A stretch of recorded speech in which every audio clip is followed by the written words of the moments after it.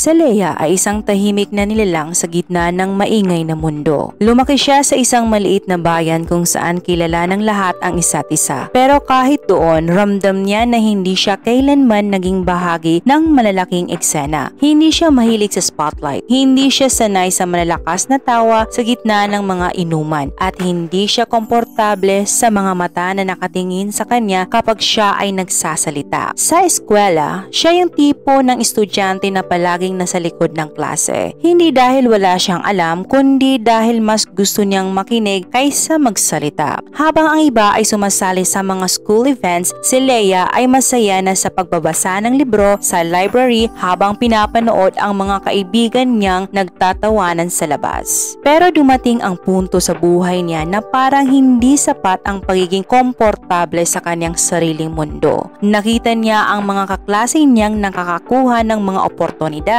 nakakakilala ng mga bagong tao at nagkakaroon ng mga karanasang siya ay tahimik lang na pinapanood sa loob-loob niya. Nagtatanong siya, hanggang kailan ako mananatiling tagapagmasid? Isang araw, habang nakaupo siya sa cafe na paborito niyang puntahan, nakirinig siya ng dalawang tao nag-uusap tungkol sa isang networking event sa syudad. Sabi nila, lahat ng big name sa industry andon. Perfect chance para makilala ang mga tao. Parang may kumurot sa puso ni Leia. Hindi siya sigurado kung ano ang mas matindi, yung takot na pumunta o yung takot na mawalan na naman ng pagkakataon. Sa bahay, pinag-isipan niya ng mabuti. Nakaharap siya sa salamin, tinitigan ng sariling mukha, payat, may mahabang buhok at may mga matang laging tila nagtatago ng mga salita. Huminga siya ng malalim at bumulong, kaya ko to. Kinabukasan, suot ang simpleng blouse at maong, pumunta siya sa event. Pagpasok pa lang, sinalubong siya ng tunog ng tawa, clinking ng baso at mga malalakas na boses na nag-uusap sabay-sabay. Para bang lahat ay may kakilala at siya lang ang wala.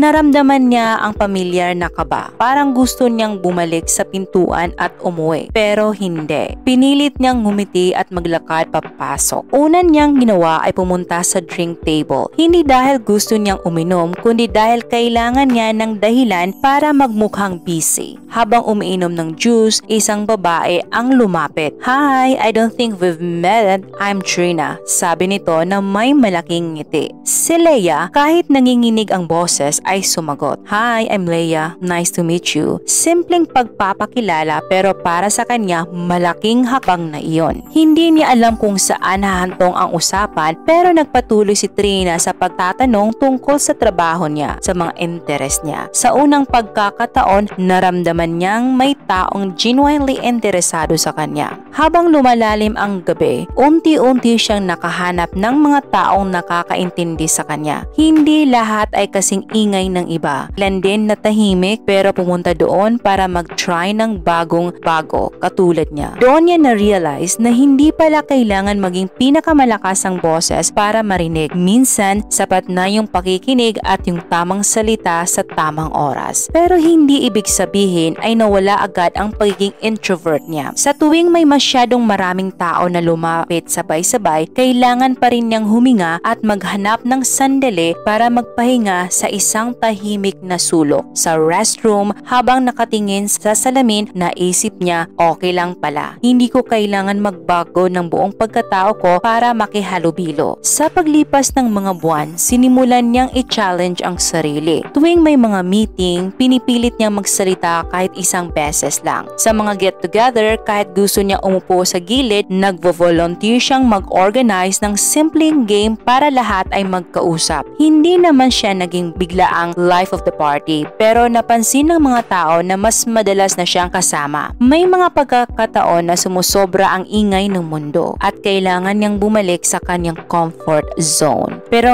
ngayon, alam na niya kung paano bumalik din sa labas kapag handa na ulit siya. Natutunan niyang hindi pala masama na maging introvert sa isang extroverted na mundo, basta handa kang magbukas kahit kaunti. Makakahanap ka rin ng espasyo mo. Minsan, nakaupo tumakbo siya ulit sa parehong cafe kung saan niyang unang narinig ang tungkol sa event. Habang umiinom ng kape, napansin niya may isang batang babae sa kabilang mesa. Mag-isa, tahimik, nakatitig lang sa libro. Parang nakikita niya ang kanyang sarili noon. Lumapit siya at nagtanong, "Hi, anong binabasa mo?" Nang magtaas ng tingin ang babae, may kabas mata nito. Pareho ng kanyang noon. Pero ngumiti ito at sinimula ng kwento ng librong hawak niya. At doon, napagtanto ni Leia na minsan ang pinakamalaking pagbabago ay nagsisimula sa pinakamaliit na high. Sa huli, hindi naging ganap na extrovert si Leia. Pero natutunan niya ang pagiging totoo sa sarili ay mas mahalaga kaysa magpanggap para lang mag-blend in. At sa bawat hakbang na ginawa niya palabas ng kanyang comfort zone, natutunan niyang may puwang para sa lahat, maingay man o tahimik sa mundong ito.